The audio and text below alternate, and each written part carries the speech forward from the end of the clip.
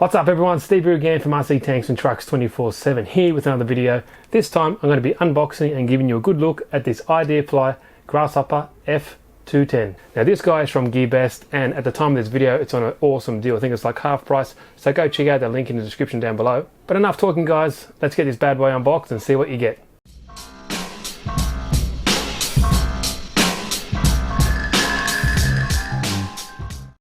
Okay, now here it is, the Ideafly Grasshopper F210 professional racing quadcopter. Now it comes in this nice little carry case.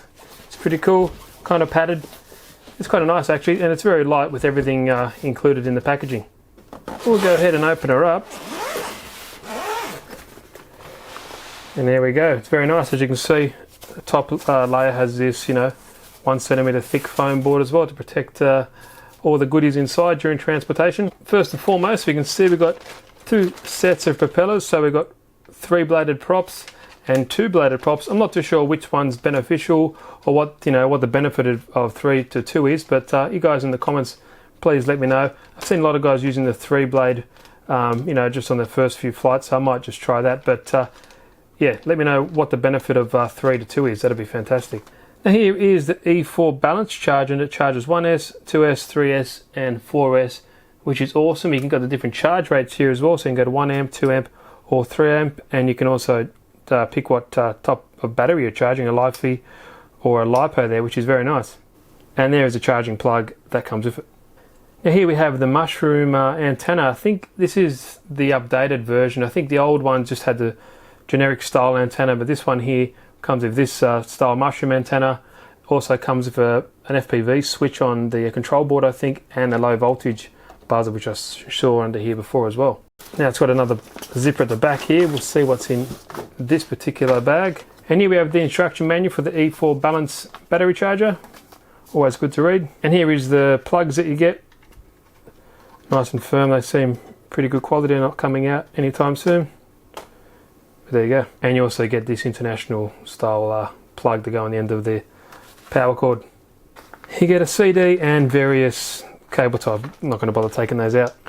And here is a nice looking Ideafly IDF110 2.4 GHz transmitter.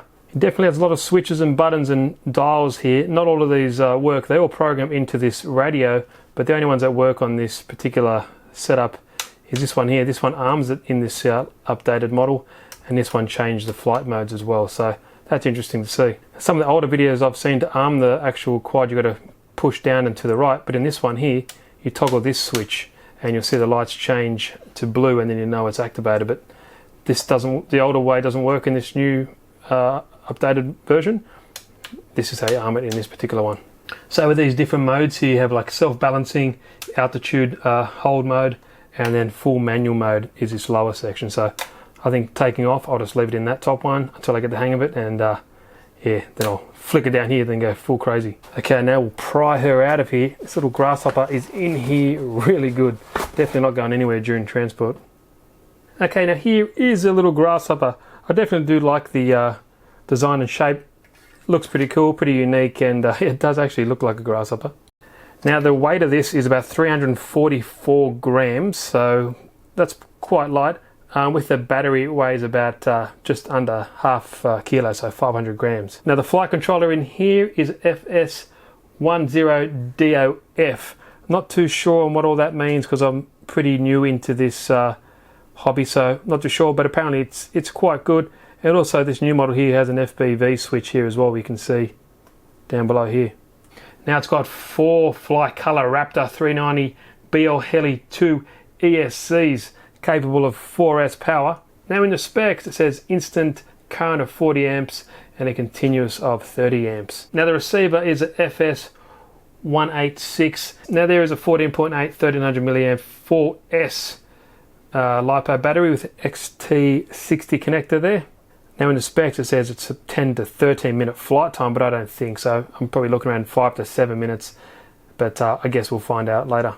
Now the newer model which I have here comes with this mushroom style antenna, which is excellent. The old one had just like the traditional style FPV antenna, which is not the best. Now the FPV transmitter here is a 5.8 gigahertz 200 milliwatt 40 channel. Now up front here we have this adjustable FPV camera here, which is the norm, and that is 700 TVL lines, and it's PAL. Yeah, I think these are all pretty much the same, these FPV cameras, but I guess we'll find out later in when we test it out. Now the motors here are 2205 2300 kV brushless motors. There we go, racing edition. I don't know if that means anything. So when you first hold this, you realise it is quite rigid and sturdy, and it's all carbon fibre construction.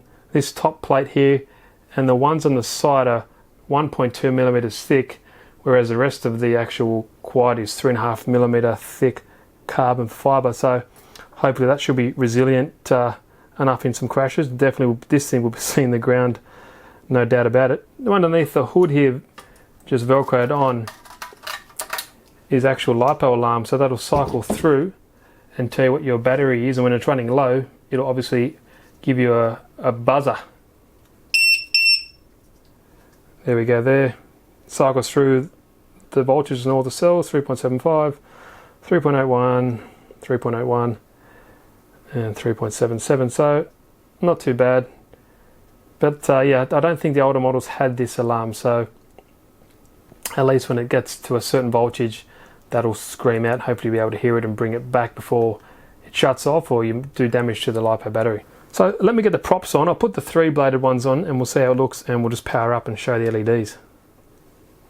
So I read somewhere that they recommend just hand tightening these, but no way, I can't even hand tighten these at all. I'm just using this 4-way wrench I use for my RC cars. I'm just nipping them nicely because I've heard in some instances when they've hand tightened them, they've actually come undone. So yeah, I'll just crank these a little bit, but there we go. Now they're all on, and you'll notice that there's 2 silver nuts and 2 black nuts only go in a certain way, so that's how it looks.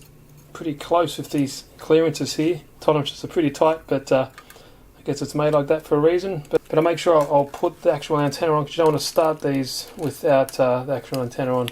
I've heard that it can cause issues. Let's plug in the battery.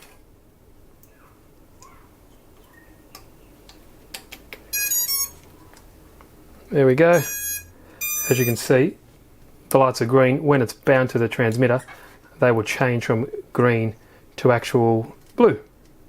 And also this blinking eye here changes depending on your throttle, will actually change how quick it blinks. So push up on the throttle, you see this blinking eye, it increases, and when you throttle down, it's just a slow flash, and it increases as you go up in the RPM. Now the older model of the actual Ideafly Grasshopper turned on the motors by holding this to the right. As you can see, it doesn't do nothing. This time you have to just flick this down, and as you can see, the motor's just going idle. You can't stop them no matter what. That's all the way down. The only way you can do it is flick that back up again. This is irrelevant. The only way you can start them back up again is there we go. And as you can see, the light on the back is blue. Pretty cool. Hope you enjoyed this first initial look and unboxing of the Ideafly Grasshopper. Definitely be doing some more videos very shortly, so please stay tuned for that. If you like the video, please give it a thumbs up. This is from GearBest, and it's also on special for a cracking deal, so go check it out at the time of this video. So thanks guys, Steve here again from RC Tanks and Trucks 24/7. See you in the next video.